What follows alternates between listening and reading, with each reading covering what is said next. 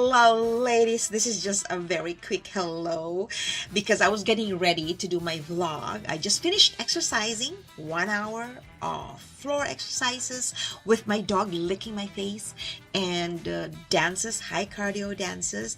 And so I was getting ready to vlog. And so here I am. I'm done my vlogging. And I just realized really my hair is getting thin. And my doctor told me yesterday, because I attended her conference, that your crown is showing.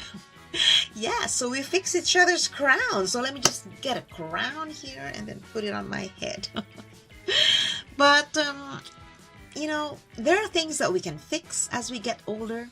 There are things that we can enhance. There are things that we just have to accept because they're part of getting old.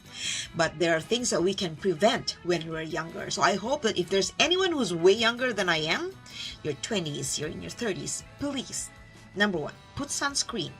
Number 2, exercise. Number 3, eat healthy. Number 4, sleep lots. Number 5, always be proud of yourself every step of the way. You take care. Enjoy your age, ladies. I'm 62. I'm going to be 63 in August. This is my year. Every year, I think, is my year. And I want you to think that too. Take care. I love you all.